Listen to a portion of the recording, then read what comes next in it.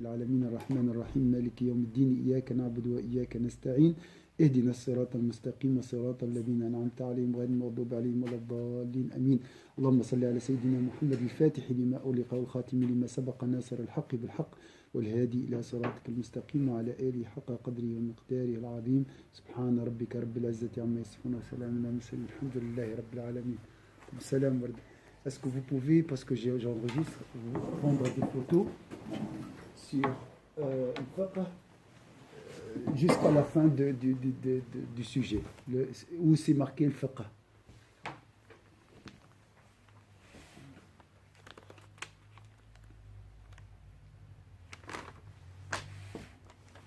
Alors ça, si vous allez être, on va être tous un peu même choqués concernant la définition de la jurisprudence. Le mot fiqh, vous connaissez le mot jurisprudence, vous entendez toujours. Ça n'a rien à voir avec le fiqh d'aujourd'hui, la jurisprudence d'aujourd'hui. C'était pas comme ça au début. La science, c'était pas la science d'aujourd'hui. On va voir que la science, la jurisprudence, les ablutions, tout ça, ça fait 1/5 de la science. Ça fait 1/5 de Sayyidina Shafi'i, de Sayyidina Abu Hanif. Les 4/5, ça concerne la vie de l'au-delà. Et même cette 1/5 qui concerne les ablutions, ils étaient pour Allah, pas pour le poste, pour dire voilà, est-ce que vous connaissez les obligations de l'oudou? C'était pas ça leurs intentions. Maintenant, tout est devenu un marché des lois.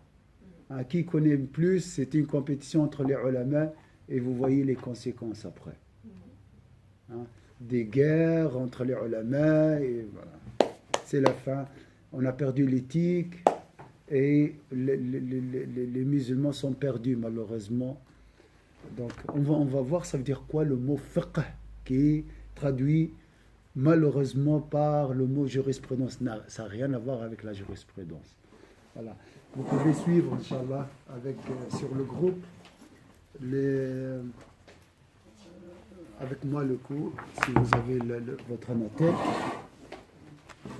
Alors, je vais commencer parce que nous avons on va parler des 4 grands savants de l'islam. L'imam Shafi'i, Sayyidina Shafi'i, Sayyidina Abu Hanifa, Sayyidina l'imam Malik, Sayyidina Ahmed ibn Hanbal. On va voir le côté spirituel. Le côté spirituel pour nous, c'est la science chez le Ghazali. C'est la vraie science. Vous voyez, maintenant, pour nous, c'est un bien-être, la spiritualité. Chez le Ghazali, c'est la source de la réalité. La spiritualité chez le Ghazali, c'est la science ultime. C'est la provenance de la science de la réalité, ou la science du cœur, la science de la vie de l'au-delà, la certitude, la lumière, comme vous voulez. C'est ça le fiqh. Le fiqh, c'est la compréhension profonde. Ça n'a rien à voir avec les ablutions et tout ça. Ça, c'est un détail dans la jurisprudence. Est-ce peut-être on n'a pas vu. Je ne sais pas si... Non, il y avait peut-être Françoise qui était avec nous. Donc ça, c'est très, très important. Cette introduction est très, très importante. Alors, اللفظ الأول بيان ما بدل من ألفاظ العلوم. Alors, la modification du lexique des sciences. Vous voyez, il a travaillé sur les notions déjà. Parce qu'on a des notions dans la tête qu'on doit changer avant de changer la situation de la nation. Vous voyez? Donc il a commencé sa réforme par les mots déjà. اعلم أن منشأ التباس العلوم المذمومة بالعلوم الشرعية تحريف الأسامي المحمودة وتبديلها ونقلها بالأغراض الفاسدة إلى معان غير ما أراده السلف الصالح والقرن الأول. Chapitre 3, modification du lexique des sciences. La confusion actuelle entre sciences blâmables, il y a des sciences blâmables, Et science sacrée s'explique principalement. Ça veut dire quoi, science sacrée? C'est quoi la science sacrée? Voilà, par exemple. Le Ghazali a créé une science sacrée. C'est la science du cœur. C'est la science de la vie de l'âme. C'est le seul qui a créé cette science. Après lui, il y a des livres d'exhortation, mais pas des livres de la science du cœur. C'est le seul qui a créé ça. Après, il a dit, ça c'est une science obligatoire pour chaque individu. Vous voyez la réforme de Ghazali? C'est le seul qui a prétendu que ça c'était une science obligatoire et plus importante que la science de tajwid, de la langue arabe, que tout ça. Parce que si j'ai l'orgueil dans mon cœur et je suis en train d'apprendre la grammaire arabe, ça sert à quoi? Ça me sert à quoi cette grammaire? Alors que mon cœur est rempli par les serpents, les scorpions et les maladies, tout ça. Vous voyez?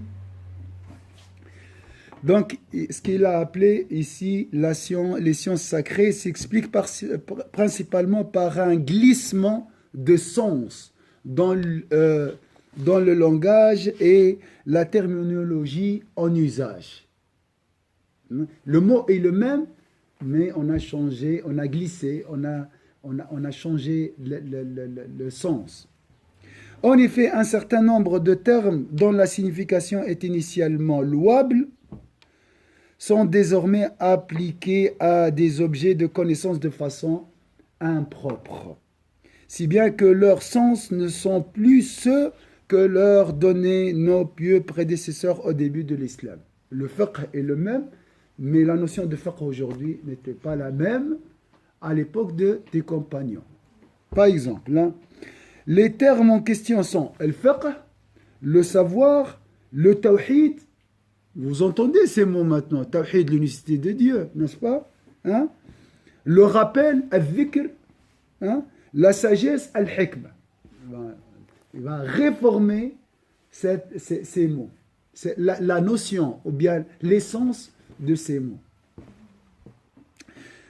La noblesse de ces 5 noms fait que les personnes auxquelles on les rattache sont les plus haut placés en matière de religion. Pourtant, ces noms ayant de nos jours une connotation péjorative. Il parle les 1000 ans. Les cœurs fuient désormais les personnes qui incarnent ces nobles qualités. Alors, وهي 5 ألفاظ الفقه والعلم والتوحيد والتذكير والحكمة فهذه أسامي محمودة والمتصفون أرباب المناصب في الدين ولكنها نقلت الآن إلى معاني مذمومة فصارت القلوب تنفر عن مذمة من يتصف بمعانيها لشيوع إطلاق هذه الأسامي عليها. À son époque, quand on dit faqih, il y a une connotation très négative. Pourquoi? Les fuqaha à l'époque de Ghazali, ils étaient les plus corrompus de la société. Vous voyez? Lui-même, faqih, c'est jurisconsulte ou bien un savant. Donc, à son époque, déjà, la connotation est très négative. Pourquoi? Parce que c'est la même chose. La dunya est la même. L'argent, c'est le même. Et le poste est le même. Toujours, il y a ces tentations. Donc, parce qu'on va parler sur les jurisconsultes, on va voir le mot jurisprudence. Ça veut dire quoi, jurisprudence? À l'époque du prophète sallallahu alayhi wa sallam et à l'époque de Ghazali, à notre époque, c'est la même chose aussi. Le fiqh. فقد تصرفوا فيه بالتخصيص لا بالنقل والتحويل. تخصيص. إذ خصصوه بمعرفة الفروع الغريبة من الفتاوى. Alors, ce terme, le fiqh, on va voir, et ça c'est très important, parce que fiqh fuqaha, jurisprudence, jurisconsulte. Ce terme n'a pas subi de modification de sens. Regardez l'intelligence, comment il a suivi cette modification, ou bien ce glissement. Alors, mais il a été réduit à la simple connaissance de cas juridiques particuliers et subsidiaires des fatwas et des autres casuistiques. Voilà. Donc des choses bizarres, entre guillemets, des détails inutiles concernant les ablutions, le wudu, le divorce, tout ça. والوقوف على دقائق عللها واستكثار الكلام فيها وحفظ المقالات المتعلقة بها فمن كان أشد تعمقا فيها وأكثر اشتغالا بها يقال هو الأفقه. Maintenant, le terme ne sert plus qu'à désigner tous les excès de verbiage et la collecte minutieuse d'avis autour des questions de jurisprudence. C'est maintenant qui est le savant, qui est le meilleur savant. C'est qui aujourd'hui, à votre avis? Celui qui parle le mieux. Hein? Celui qui parle le mieux. Encore, ça c'est catastrophique ça. Vous voyez? Maintenant, le savant est celui qui parle bien, qui est plus éloquent, qui utilise les moyens de communication, de marketing, tout ça, hein, vous voyez? Et ça, c'est catastrophique. À l'époque de Razali, oui, oui, à son époque, le savant, le meilleur savant est celui qui connaît plus de détails concernant les lois. Hein? Qui connaît par exemple le madhab Malik, madhab Imam Ahmed, tout ça, pour la question des ablutions, par exemple. Il connaît tous les détails, avec les arguments. Pour eux, oh, masha'Allah, c'est... À son époque, et là, il parle. Donc, c'était le cas à l'époque de Razali, et c'est le cas aujourd'hui aussi. Quelqu'un qui parle. C'est celui qui a prononcé le plus de fatwas. Voilà, qui donne des fatwas, qui connaît beaucoup de choses, qui argumente bien. Alors, ça n'a rien à voir avec le fiqh, tout ça. Alors, celui qui sait pas. Oui, c'est encore pire, ça. Parce que ça, c'est de la magie. Je peux apprendre à parler. La communication, ça, c'est une question de communication. Je peux être vide. Je peux ne pas avoir beaucoup de connaissances, mais je parle bien. Je influencer le public. Ça, c'est la sorcellerie, ça. Ça n'a rien à voir avec la science. Hein. Vous voyez où sommes-nous? Alors, on a dit, le terme ne sert plus qu'à désigner tous les excès de verbiage et la collecte minutieuse des avis autour des questions de jurisprudence, qui font que le plus érudit et le plus expert en ces choses est vu à présent comme le plus versé dans le fiqh. Celui qui a plus de détails, qui connaît plus de détails, est le plus versé dans le fiqh. Alors, ولقد كان اسم الفقه في العصر الأول مطلقا على علم طريق الآخرة. Vous avez jamais entendu cette science inventée par Al-Ghazali. C'est le seul. Et tu ne trouves pas des livres à ce sujet. La science du cheminement vers la vie de l'au-delà. Vous avez entendu cette science? Elle n'existe pas. Le seul livre qui était écrit dans cette science, c'est le livre de la révification de la science de la... C'est ça, vraiment, c'est le seul qui a révolutionné la science et la pensée islamique. Et pas seulement révolutionner ou bien inciter les gens à réfléchir dans cette... Il a écrit un livre. Il a passé 10 ans pour écrire ce livre. La science de la vie de l'au-delà. Vous n'avez jamais entendu ça et peut-être vous allez l'entendre seulement quand on parle de Al-Ghazali. Le mot fiqh servait pourtant à désigner dans les premiers temps, à l'époque des compagnons de l'islam, la science de la voie menant à la vie éternelle. Alors, notez ce mot. La science de la voie menant à la vie de l'au-delà, à la vie éternelle. Parce qu'il y a une science pour la vie d'ici-bas. Comment divorcer, comment se marier. Ça, c'est pour la vie d'ici-bas. Mais elle peut être aussi utile dans la vie de l'au-delà si le savant a une intention sincère. Mais si je vous parle par exemple des détails concernant le mariage, je dis, Masha'Allah, c'est un grand savant, il a beaucoup de connaissances, Masha'Allah. Et moi, je suis, Masha'Allah, je suis fier, tout ça. C'est fini. C'est de l'ostentation, de l'hypocrisie et de l'orgueil, c'est catastrophique. Vous voyez la situation? Et l'autre fois, j'ai entendu un savant, un prédicateur, il a 40 millions d'admirateurs. 40 millions. Imaginez, c'est énorme. Même si je suis un ange, même si je suis l'ange Gabriel, je risque. C'est pas normal. Pourquoi tout ce nombre? Pourquoi? Vous voyez? Donc, vous avez une remarque? Vous avez quelque chose? Donc, maintenant, le faire, c'est une science des lois, au lieu que ça soit une science de la voix. Voilà, barakallahu fik. On va voir encore. Hein. Alors, le mot fiqh servait pour autant à désigner dans les premiers temps de l'islam la science de la voie menant à la vie éternelle. La connaissance des maladies les plus subtiles de l'homme. De l'âme. Alors, notez tout ça. La vraie science.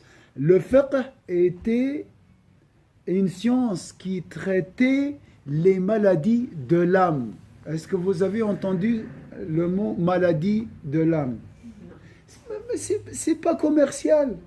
Je fais à Iqra une émission concernant l'orgueil. Combien il y aura de personnes qui vont regarder cette émission? Personne. Vous voyez? Mais si je fais une science concernant le bien-être et concernant le pardon d'Allah et tout, et concernant, par exemple, je ne sais pas moi, ça va. C'est ce qu'on appelle aujourd'hui, à l'époque de l'Razali aussi, l'islam du marché. Un islam commercial. Parce que c'est lié. Si je suis un prédicateur qui attire 40 millions d'admirateurs, je suis comme Ronaldo. Croyez-moi, c'est la même chose. Il suffit juste de mettre la marque, telle marque à côté de moi et tout le monde va acheter ce produit. Hein? 40 millions. Un président, je ne veux pas le nommer, il a 7 millions d'admirateurs, d'abonnés ou d'admirateurs, je ne sais pas. Vous voyez, c'est différent. Donc, l'islam est devenu un commerce. À l'époque de l'Razali, c'était la même chose. Et le jurisconsulte, c'était des stars, comme aujourd'hui. La religion, c'était une marchandise, comme aujourd'hui. Vous voyez, c'est pour ça, ce livre n'est pas commercial. Il n'attire pas beaucoup de monde, sauf ceux qui cheminent vers Allah et qui cherchent la purification. Mais pour gagner ta vie, il ne faut pas lire le Razali. C'est une science qui gêne, qui dérange, qui met le doigt sur dans les endroits qui font mal.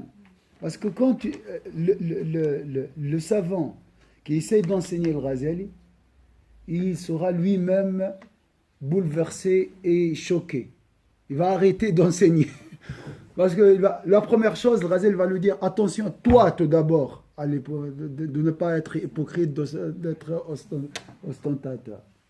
Vous voyez? Alors, on va revenir sur la question de fiqh. Est-ce que c'est clair le mot fiqh? Fiqh, jurisprudence aujourd'hui. Alors, on va suivre ce mot au début de l'époque de l'islam. La connaissance des maladies les plus subtiles de l'âme avec les causes d'altération des œuvres pieuse. ومعرفة دقائق آفات النفوس ومفسدات الأعمال وقوة الإحاطة بحقارة الدنيا. Voilà la science, la vraie science. On appelait encore al-fiqh cette forte conscience qu'a le croyant de la vanité éphémère du bas monde. Il me faut une science qui m'aidera à réaliser et à comprendre que cette vie est éphémère. Est-ce que vous avez entendu une science qui m'explique cette réalité? Jamais. On parle d'exhortation. L'exhortation, c'est une chose. Ça, c'est pour les imams. Ça n'a rien à voir avec la science. La science, c'est une chose et la prédication, c'est une autre chose. Est-ce que c'est clair? La science, c'est une recherche. C'est une recherche, c'est bien structuré, il y a des causes, il y a des symptômes, il y a des remèdes, comment traiter la maladie. Vous voyez? وشدة التطلع إلى نعيم الآخرة واستيلاء الخوف على القلب. Le Ghazali lui-même, il était un grand jurisconsulte. Et lui, c'est parmi les fondateurs du Coran, de la jurisprudence shafi'ite. C'est comme Shafi'i, l'imam Ghazali. Il a même réformé le courant juridique shafi'ite. Donc, il connaît les détails des détails. Il a écrit à 3 vitesses, comme j'ai dit, je répète, concernant la science, pour les débutants, pour les moyens et pour les avancés. Al-wajiz wal-wasit wal-basit. Donc, c'est un expert dans la science. Ce n'est pas quelqu'un qui parle comme ça. Il a dit, ça mène à rien. Ce n'est pas ça la vraie science. Le contraire, il va nous dire que cette science peut contaminer le cœur. Elle peut nous éloigner d'Allah. Ah, voilà. Cette science, j'ai beaucoup de choses, mais je risque d'être le combustible de l'enfer. Parce que vous savez, les premiers qui seront jetés dans l'enfer, c'est les imams, c'est les savants. Pourquoi? Parce qu'ils ne cherchaient pas le visage d'Allah Azza wa Jalla par leur science. Ils cherchaient l'ostentation, ils cherchaient la gloire, cherchaient le prestige, cherchaient le nombre des abonnés, ils cherchaient le nombre des vues qu'Allah nous éloigne de ces maladies. Alors, on appelait encore fiqh cette forte conscience. Regardez, le fiqh, ça veut dire quoi? La forte conscience qu'a le croyant de la vanité éphémère du bas monde. Comment? Quelle science m'aidera à réaliser que ce monde est éphémère? Oui, il y a une science, mais on l'a négligée. Parce que c'est dangereux pour le savant.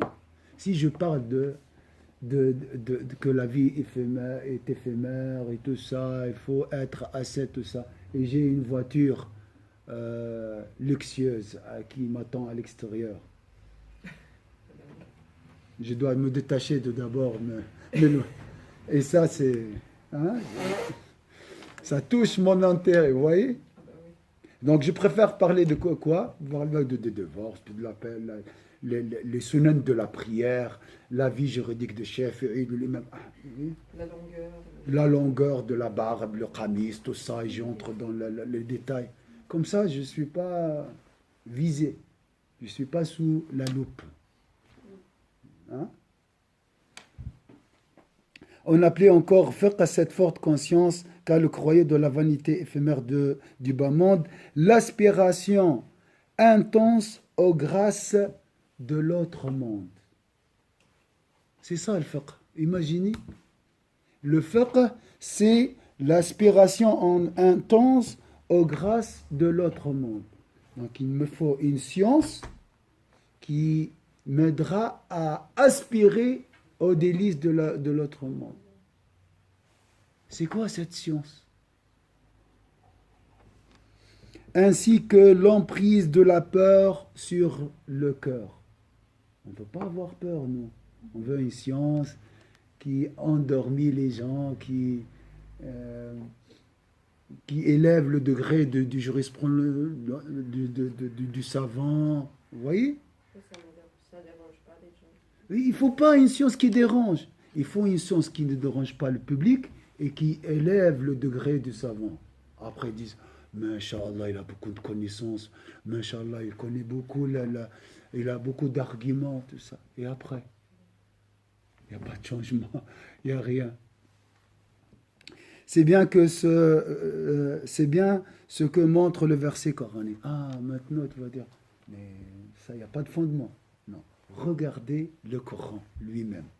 Alors, ويدلك عليه قوله عز وجل ليتفقهوا في الدين. C'est bien, le fiqh là, pour les arabophones. On trouve le mot fiqh. طيب. Après, وَلِيُنذِرُوا قَوْمَهُمْ لَعَلَّهُمْ يَحْذَرُونَ. Donc, الفقه هو الذي يساعدك على إنذار قومك حتى يحذروا. مش يقول لك بعد الوضوء يخليك تخاف من ربي. شفت المسألة كي تقرأ الوضوء تولي خايفة من النار ولا تطمع في الجنة. Pas du tout. Le wudu, c'est comme la loi, c'est comme des articles de la Constitution. Alors, regardez, il se base sur le mot fiqh. C'est bien que ce que montre le verset coranique suivant, qu'ils s'emploient à parfaire leur éducation religieuse. Yatafaqahu. L'éducation religieuse, c'est le fiqh. D'accord. Donc c'est une science. Cette science aide afin d'en faire profiter leurs compagnons après leur retour. Donc une science bénéfique pour la société. وما يحصل به الإنذار والتخويف هو هذا الفقه دون تفريعات الطلاق والعتاق واللعان والسلم والإجارة فذلك لا يحصل به إنذار ولا تخويف. Alors, regardez, c'est le fiqh entendu en ce sens qui peut éveiller et inspirer la crainte de Dieu et sûrement pas toutes les arguties détaillées sur les différentes formes de répudiation, sur la vente à terme ou sur la vente à usufruit. Tout cela ne fait naître dans le cœur ni conscience ni crainte de Dieu. Est-ce que la science des ablutions ou la science du divorce, la science du mariage, la jurisprudence, engendre la crainte de Dieu dans le cœur? Donc ça n'a rien à voir avec le vrai fiqh. Est-ce que vous voyez? Le fiqh chez el Ghazali, c'est quoi? Qui peut me donner une définition? À l'époque du prophète, sallallahu alayhi wa sallam. C'était de se rapprocher de Dieu. C'est la science de la proximité de Dieu. C'est bien. La science, comme on dit, de la voix t'amène à penser l'au-delà. Voilà. Barakallah. Qui peut aussi me donner une autre signification de fiqh? Définition. La même chose, mais avec d'autres mots. C'est la connaissance des maladies du cœur. La science des maladies de l'âme, oui. Qu'est-ce qu'on peut dire aussi? C'est la science qui engendre quoi? La crainte et l'aspiration aux délices de la vie de l'au-delà. C'est ça le vrai fiqh, la vraie science, la vraie sagesse, la vraie jurisprudence, entre guillemets. Vous voyez? Ça, c'était au début. Après, on a réduit le fiqh à des détails juridiques. Est-ce que c'est clair ici? La preuve, ce verset. Donc, il faut un groupe qui s'instruit pour avertir sa nation. Il a dit le Ghazali, d'accord. Donc, une science, le fiqh ici, il sert à avertir les autres. Il a dit, est-ce que la jurisprudence concernant les ablutions, le divorce, engendre ou bien déclenche la crainte d'Allah dans les cœurs? Non. Oui, je sais qu'il faut, par exemple, laver les mains jusqu'au coude. Ça, c'est quoi? C'est technique, ça. Donc, ça n'a rien à voir avec le fiqh. Ça, c'est une partie, ou bien c'est une science des lois. Hein? Bien au contraire, le contraire maintenant, regardez, se consacrer exclusivement à ces questions inutiles contribue. Ça sert à quoi de connaître les avis des ulama concernant l'endroit? Parce que vous savez, chez les Hanafites, il y a une différence. Les Hanafites font comme ça. Nous, par exemple, les Malikites ne font pas comme ça. Et on peut écrire des livres sur ça. Parce que les Hanafites doivent argumenter, les Malikites vont répondre, les Hanbalites vont dire autre chose. Et imaginez, je fais une conférence, est-ce qu'on doit passer la main sur la nuque ou non? Vous allez voir, hein? Il y aura beaucoup de gens qui vont suivre ça. Hein? Alors, l'autre fois, elle m'a dit, là, j'ai dit juste une petite remarque concernant les sourcils. Sourcils. Ouh, c'était la guerre sur Internet. Les avis du ulama, l'argumentation. Est-ce que cette science engendre la crainte d'Allah Azza wa Jal? Est-ce qu'il nous aspire aux délices de la vie de l'éternel? Vous voyez? C'est ça, c'était ça le problème à l'époque de Ghazali. Et la même chose aujourd'hui. Ça fait fuir aussi. En fait, ça fait tous ces détails-là, fait fuir les gens. Ça les éloigne. Mais au début, elle attire. Vous savez, elle m'a dit il y avait des groupes contre moi. Elle a dit juste, qu'est-ce qu'elle a dit? Elle a dit, il y a une divergence entre les ulama. Comment tu dis qu'il y a une divergence entre les ulama? Et c'était la guerre des groupes, un savant, il a... Vous voyez, on est dans cette situation. Alors, Mais, du coup, donc ça, on est dans la superficie tout le temps. Donc voilà. ça nous amène encore de plus en plus et on tourne autour et on s'éloigne. Et le pire, on dit que ça, c'est la vraie science. Ouais, c'est ça. Vous voyez? Alors, il a dit, le Ghazali ici, il a dit, au bien contraire, se consacrer exclusivement à ces questions inutiles, donc il parle de inutile parce que d'accord, je dois laver la main d'ici jusqu'à, mais entrer dans les détails, connaître les c'est inutile. Ça sert à quoi? Contribue à la langue à durcir le cœur. Vous voyez? Hein? En lui faisant perdre toute contrainte révérentielle, comme on peut le constater de nos jours chez les spécialistes du genre. Lui, il était un spécialiste du genre, donc c'est un expert, il sait très bien les effets néfastes de cette, entre guillemets, fiqh. Ça, c'est pas le fiqh, ça, c'est faux, El Ghazali l'a dit. Ils ont des cœurs avec lesquels ils ne comprennent rien. Donc c'est la science du cœur. C'est le cœur qui comprend. Vous voyez la réforme de Ghazali? Il se base sur des versets coraniques. C'est le cœur qui comprend. Alors que tout le fiqh, les détails, ça c'est le disque dur. Ça, c'est juste un réservoir. On met ça dans un réservoir, dans la mémoire. C'est question de mémoire. Ça n'a rien à voir avec le corps. Tu peux avoir une mémoire 5 gigas, machallah, ou 1000 gigas, ou 1000, ça. Mais dans le cœur est un cœur hypocrite. Est-ce que vous avez compris ça? Et le Ghazali, il avait peur de ça. C'est pour ça qu'il a arrêté tout. Oui, ma soeur Joanna. Quand on apprend par exemple à faire des ablutions, si on veut bien faire avec une bonne intention, c'est bien aussi, non? Si on essaye par exemple, si on se dit je dois mettre de l'eau jusqu'à là parce que je veux bien faire mes ablutions, je veux pas faire mes ablutions, est-ce que c'est mauvais? Alors, Al-Ghazali, il a dit, ce détail technique, il doit prendre 1%. 99%, tu dois poser la question et tu dois penser, quand tu laves ce membre, tu dois penser à quoi? Ton corps doit être...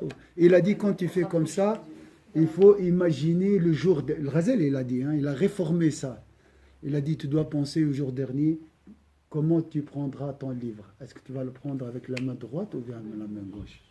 C'est ça, c'est cette science qui engendre la crainte d'Allah. Mais connaître là, jusqu'à là, y passer un quart d'heure à frotter comme ça. Ça fait fuir nos enfants. C'est pour ça qu'ils détestent la religion. Quelqu'un, un frère m'a dit, j'ai des doutes. Qu'est-ce que tu as? Il m'a dit beaucoup de détails, beaucoup de restrictions. Mais bien sûr, que si tu me contrôles, est-ce que vous pensez Allah il veut nous éprouver par ça? Est-ce que tu laisses un endroit... Ça, c'est une ruse démoniaque. Makr shaitani. Vous voyez aussi. Du coup, on doit oublier les détails. Pas des détails. Il faut 1%, d'accord, c'est bon. Voilà. Mais je dois penser et réfléchir, méditer sur pourquoi Allah Azza wa Jalla m'a demandé de laver les mains jusqu'au coude. Les finalités. Mais il ne faut pas... Et Al-Ghazali, dans ce livre, il a parlé des deux côtés. Le côté juridique, il a donné vraiment ce qu'il faut, parce que c'est important. La sharia, la loi, c'est important. Mais al-haqiqa, la réalité est plus importante que la loi. Hein? Parce que je pense que c'est la finalité qui va t'amener à mieux faire que le contraire. Oui. C'est-à-dire, si tu commences à faire vraiment aller dans le détail, tu vas perdre finalement l'essentiel et la finalité. Mais si tu as la finalité, voilà, à ce moment-là, voilà. Mais tu as vu maintenant en Arabie Saoudite, l'autre hier, avec le voile, il a dit maintenant on peut boire les boissons spirituelles, maintenant, alhamdoulilah. Voilà. Parce qu'on s'est focalisé sur les détails. Des années, on parle que des détails, le voile, les cheveux qui sortent d'ici ou je ne sais pas quoi. Voilà, les gens ont résisté. Maintenant, ils sont explosés. C'est le débordement total. Une femme saoudienne, devant tout le monde, elle a dit maintenant on peut boire de l'alcool. On est... Wallah, avec le voile. Vous avez vu ça? J'ai pas vu. Non, j'ai pas vu. Ouais, maintenant c'est... Pourquoi? Parce que, voilà, c'est la ruse du diable. On n'a jamais parlé de la finalité. Pourquoi je porte le voile? Il n'a jamais entendu, il n'a jamais posé cette question. N'est-ce pas? Vous voyez? Ça, c'est le fiqh. Le fiqh, il faut commencer par la forme, mais pour aller vers la réalité. Le vrai fiqh, c'est la réalité. Hein? La réalité, la finalité. L'essence, l'esprit de l'action. Et ça, il faut... Comment je vais comprendre? Maintenant, il faut quoi pour arriver à comprendre la finalité des ablutions? Tu ne trouves pas ça dans les livres? Tu ne trouves pas ça dans les arguments? Ou bien les textes? Les textes peuvent t'aider. Il faut avoir la crainte d'Allah dans le cœur, la pureté du cœur. C'est l'amour d'Allah Azza wa Jal. Tu vois? Ça, ce qu'on va voir maintenant avec nos ulama. Il avait cette pureté du cœur. Nous, quand on était jeunes, quand on était en France, des fois, quand il y avait des gens qui venaient, des familles qui venaient d'Algérie, ils se lâchaient d'une manière. Mon père avait des principes, il était très sévère, beaucoup de choses qu'on ne pouvait pas faire. Eux, ils venaient. C'était illimité. C'est en fait l'histoire de la femme d'Arabie Saoudite qui m'a dit trop serré, et puis ils ne contrôlent plus. Oui. Ils viennent, après ils repartent là-bas, ils se remettent dans le cadre, dans le cadre du pays. Toujours a été choquée. Donc je me disais, c'est très hypocrite. Enfin, sans rentrer dans les détails, c'est pour ça que quelque part, quand on vit à l'étranger, on met un peu de côté tout ça. Oui, tout à fait. On met de côté, parce qu'on se dit, c'est bizarre. Nous, on a été élevés, mais vraiment plus... mon père, c'est noir partout. C'était pas noir d'un côté, noir de l'autre. Voilà. On va créer des hypocrites. si on se focalise sur la forme. Tu veux la forme? Tiens la forme. Je vais faire comme tu veux. Mon corps, là, c'est une autre chose. Les gens cherchent l'essence, mais ils ne trouvent pas des savants qui les guident vers les finalités.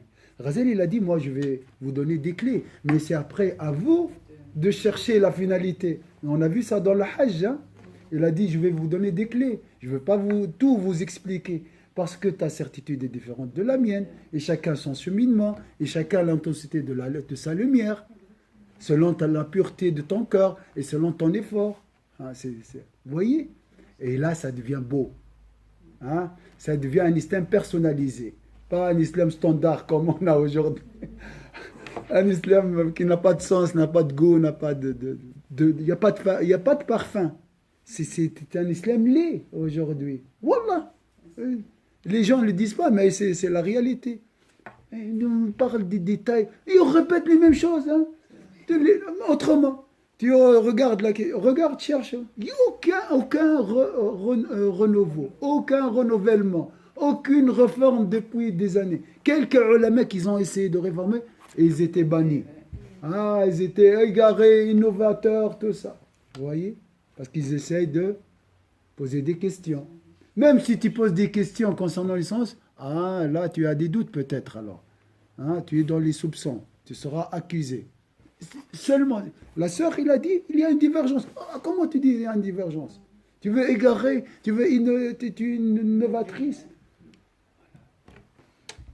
C'est pour ça, le livre de Ghazali était brûlé au Maroc, au Maghreb. Oui, bien sûr. Il était accusé de novateur. Parce que et qu'est-ce qu'il a dit, le Ghazali? Il a dit, la maladie de la Ummah, c'est les ulama eux-mêmes. Ils étaient corrompus, ils font corrompre la société. C'est lui qui a dit ça. Hein? Alors, pourquoi ils ont... Parce qu'ils avaient des cœurs durs. Et pourquoi ils avaient des cœurs durs? Parce qu'ils se consacraient exclusivement. C'est pas haram de voir les détails de la... Mais il faut... avec modération. Il faut prendre ce qu'il faut, vraiment, ce qu'il me faut. Et après, on voit qu'il manque quelque chose. Par exemple, moi, quand je me suis reconvertie, j'aimais beaucoup apprendre. D'ailleurs, ce que j'ai appris, c'est la forme au début. Hein. Enfin, si je me suis reconvertie, c'était parce que mon cœur y croyait, etc. Mais j'étais contente d'apprendre comment faire les ablutions, etc. Mais à un moment donné, il manque quelque chose. Voilà. Subhanallah. Et on le ressent. Voilà. On se dit, il ne faut pas qu'on reste que dans la forme. Oui. Il manque quelque chose. Allah est sage, ma sœur. Est-ce que tu penses qu'il veut te voir faire les ablutions comme il faut? Même un homme sage ou bien une femme sage, elle va pas te demander ça. Hein? Donc, imaginez Allah, la sagesse d'Allah Azza wa Jal. Elle ne peut pas être ça seulement. Ça, c'est une étape pour chercher plus, pour aller. Et ça, c'est un cheminement personnel. Donc, les ulama qui se focalisent sur ces détails risquent d'avoir des cœurs durs et même des cœurs hypocrites. À durcir le cœur en lui faisant perdre toute crainte révérentielle, comme on peut le constater de nos jours chez les spécialistes du genre. Les spécialistes. Ils ont des cœurs avec lesquels ils ne comprennent rien. Dit Dieu dans le Coran en parlant des réalités de la foi et non des fatwas. بل التجرد له على الدوام يقسي القلب وينزع الخشية منه كما نشاهد الآن من المتجردين له. المتجردين يعني اللي يهتموا فقط بالفقه. وقال تعالى لهم قلوب لا يفقهون بها. Est-ce que vous avez compris يفقهون? الفقه il est où? Alors, le mot comprendre, ça veut dire faqih. Le fiqh, c'est la compréhension.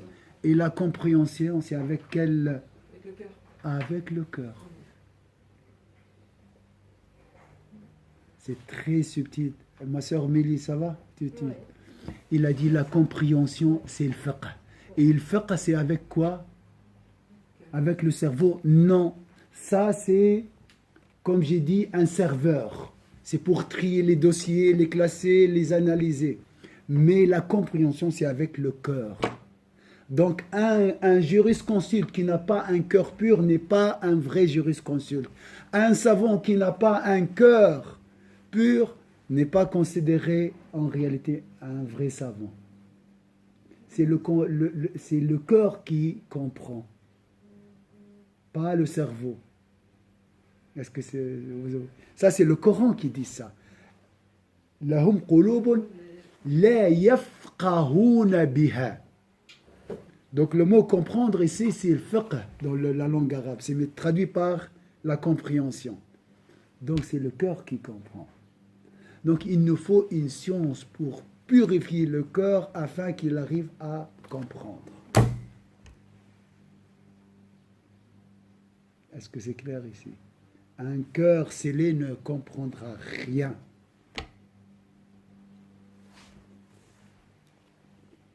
وأراد به معاني الإيمان دون الفتاوى.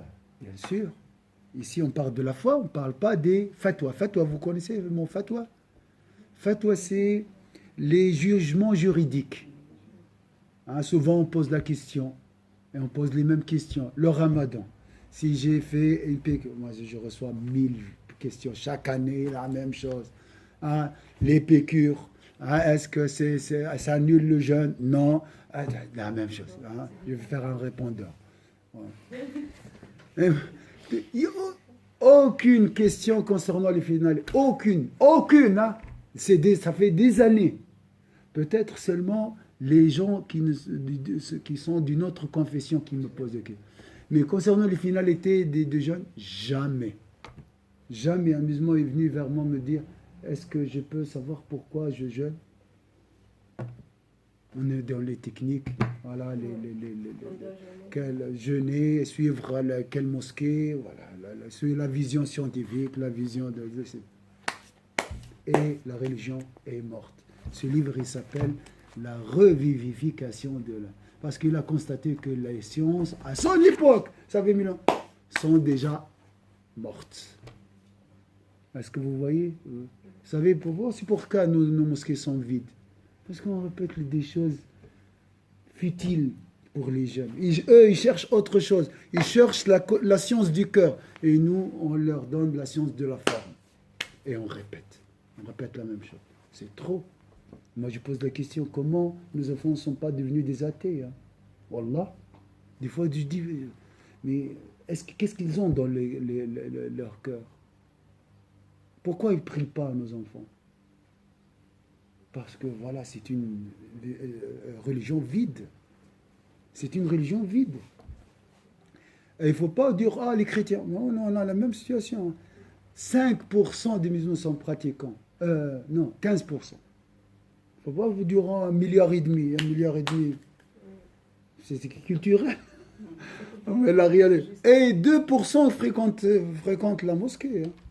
2%.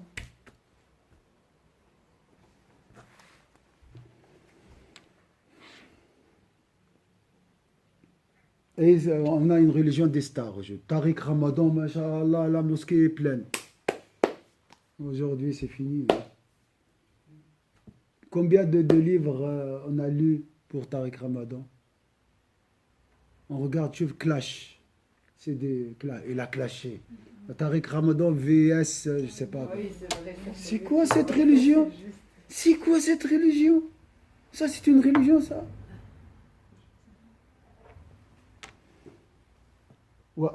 ولعمري إن الفقه والفهم في اللغة اثنان بمعنى واحد.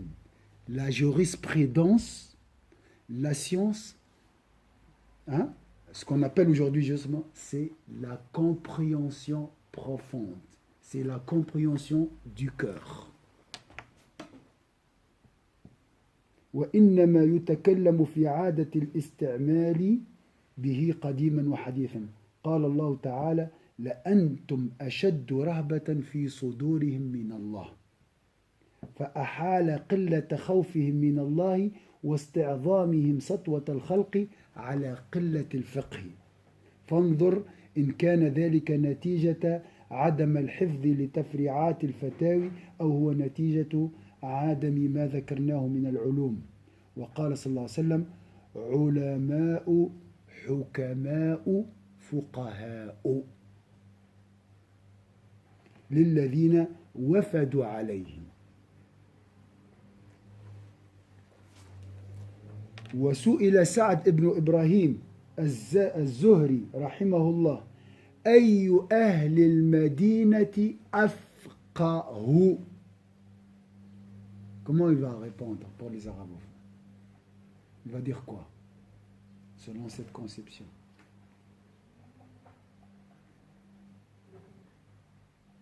Alors je vais lire en français et je vous laisse réfléchir. Il ne faut aucun doute que le fiqh et la compréhension, le fiqh et la compréhension du cœur, bien sûr, sont deux termes synonymes au point de vue linguistique. Quand on parle de fiqh, on parle de la compréhension. Le premier est simplement passé dans l'usage depuis longtemps.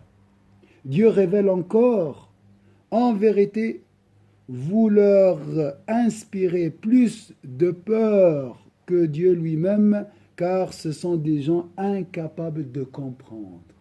Donc la compréhension, c'est, je répète le verset, suivez-moi, c'est des preuves que selon le Coran, la vraie jurisconsulte, ou bien le fiqh, c'est la crainte d'Allah Azza wa Jal.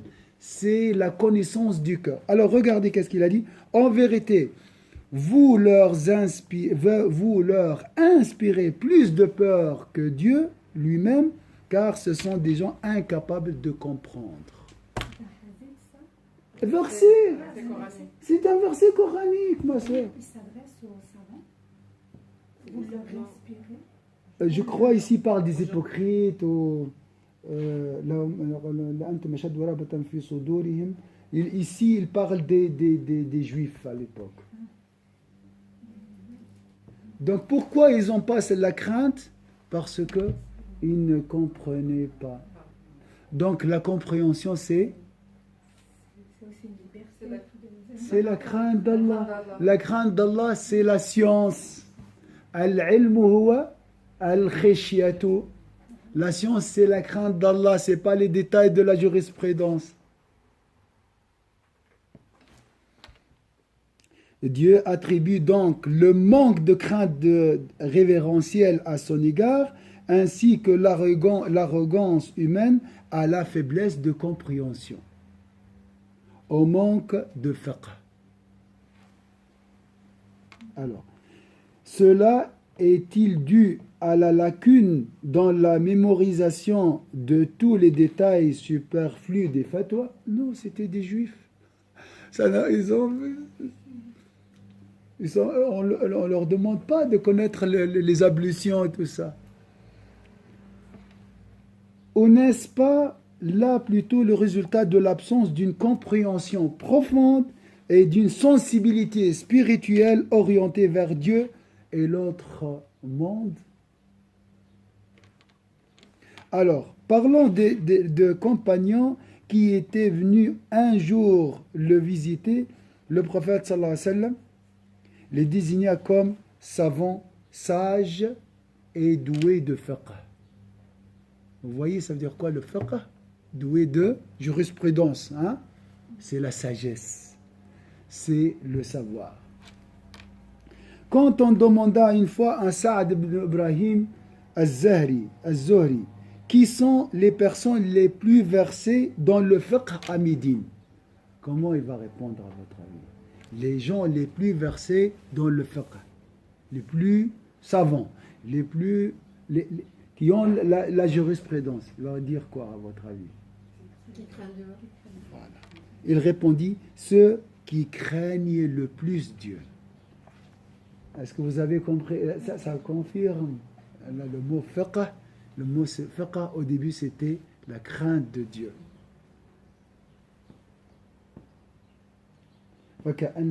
Alors, il a dit, قال أتقاهم لله تعالى.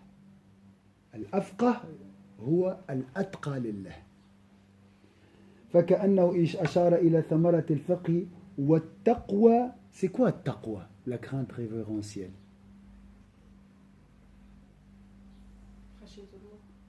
Est-ce que c'est, on la trouve dans les livres? Elle est où la taqwa? Elle est où la taqwa? La crainte, hein? Dans quel endroit? Dans les livres? Dans le cœur. C'est une expérience. Donc la vraie science est la science du cœur. فكأنه أشار إلى ثمرة الفقه والتقوى ثمرة العلم الباطني دون الفتاوى والأقضية. الأقضية هي الحكم القضائي يعني.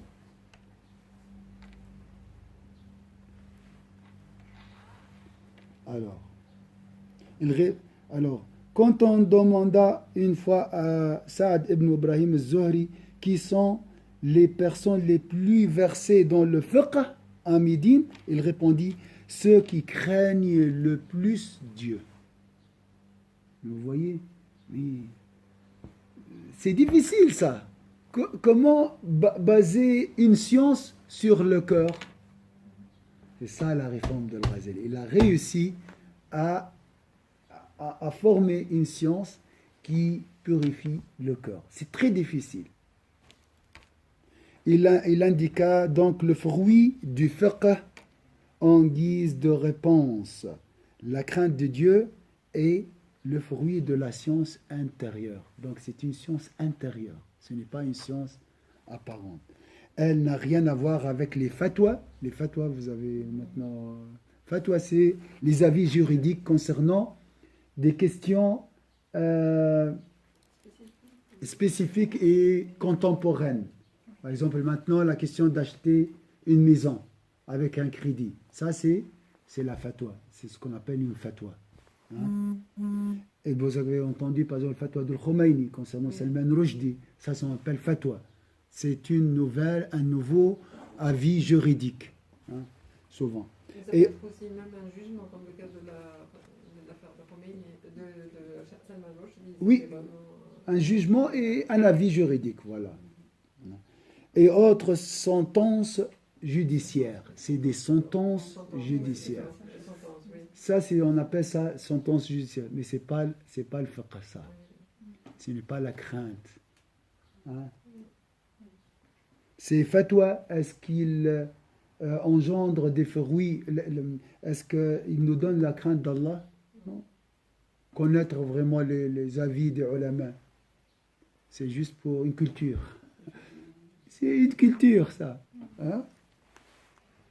وقال صلى الله عليه وسلم ألا أنبئكم بالفقيه كل الفقيه قالوا بلى قال من لم يقنط الناس من رحمة الله ومن لم يؤمنهم من مكر الله ولم يؤيسهم من روح الله ولم يدع القرآن رغبة عنه إلى ما سواه.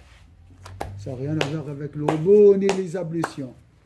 Alors, le prophète sallallahu alayhi wa sallam demanda un jour, voulez-vous que je vous dise qui est réellement le faqih? Ça veut dire quoi le faqih? Le jurisconsulte. Alors, voilà la définition du savant ou bien de le faqih selon le prophète sallallahu alayhi wa sallam. C'est celui qui ne fait pas douter les gens de la miséricorde de Dieu. Quelle science peut m'aider à ne pas avoir des doutes sur la miséricorde d'Allah Azza wa Jal? Le wudu, les ablutions, non. Et qui ne les rassure pas non plus au sujet de la ruse divine. Un équilibre. Celui qui ne les fait pas désespérer de la bonté de Dieu et qui ne néglige pas le Coran en désirant autre chose que Dieu. Donc c'est pour nous, c'est flou. Il n'y a pas d'une science concrète qu'on peut toucher. Voilà, parce que c'est la science, c'est une science intérieure.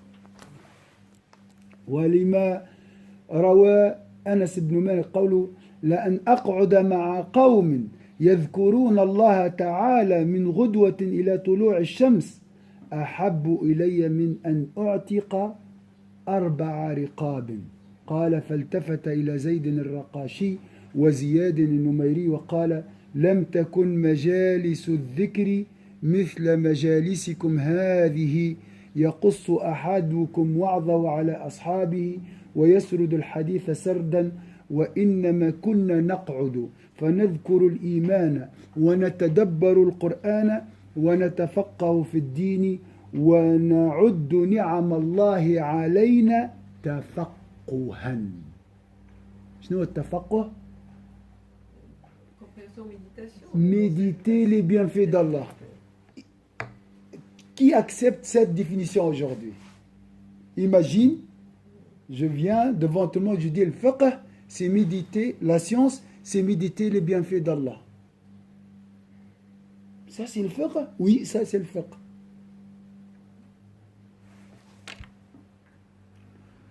فسمى تدبر القرآن وعد النعم تفقها.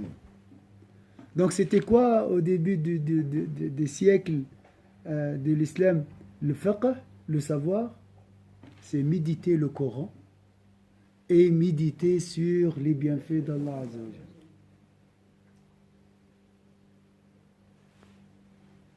Ça n'a rien à voir à apprendre les détails et les transmettre. C'est ça la science. Connaître, avoir un certificat, voilà, j'ai fait tel module, et les transmettre après. Et discuter, polémiquer surtout. Si tu arrives à bien argumenter, masha'Allah. Enfin, le module est pas de On a fini? Normalement, c'est jusqu'à quelle heure, on a dit? 8h, 9h30. Toi, t'avais noté de 8h à 9h30. Oh, c'est bon. Oh, je pensais 8h30, moi. Non, vous avez vu 8h. Excusez-moi, vous m'aviez attendu une demi-heure. Vous êtes des jurisconsultes. Vous êtes des vrais ulama. C'est ça, la science, c'est... excusez-moi, Wallah, samhouni. Moi, 8h30, ça m'arrange, je fais déposer mon fils et je reviens. Mais c'est logique, ça. C'est pour ça que j'avais été 16. Beaucoup de messages, je dois expliquer, je prépare aussi les vacances, les valises, tout ça. Je m'excuse. Je pensais que c'est déjà la première partie. Donc, je ne pense pas qu'on arrive pendant cette semaine à finir tout. Hein? Non, ça c'est pas. Non, mais le cours, ça demande beaucoup du temps. Moi, j'ai pensé que je vais commencer avec chef aujourd'hui, mais en fait, cette définition est très importante de le fiqh. Il y a d'autres arguments, on va voir ça ce soir, Inch'Allah. Alors, à 19h15, Inch'Allah. Mais il y aura toujours la vidéo. Oui, Inch'Allah. Oui. Vraiment, excusez-moi. Moi j'ai dit, Samir, pourquoi elle m'appelle avant l'heure? Mais j'ai jamais posé la question que j'ai marqué à 8h. J'ai dit, oui, mais c'est bien, elle veut me rappeler, comme ça je ne viens pas en retard. Et j'ai regardé, j'ai commencé à 8h32, j'ai dit, alhamdoulilah, je suis à l'heure. En plus. qu'Allah me pardonne, Inch'Allah. Excusez-moi, encore. أعوذ بالله من الشيطان الرجيم بسم الله الرحمن الرحيم والعصر إن الإنسان في خسر إلا الذين آمنوا وعملوا الصالحات وتواصوا بالحق وتواصوا بالصبر سبحانك اللهم وبحمدك نشهد أن لا إله إلا أنت نستغفرك ونتوب إليك سبحان ربك رب العزة عما يصفون وسلام على المرسلين الحمد لله رب العالمين بارك الله فيكم إن شاء الله. Merci. Donc, pour le mercredi,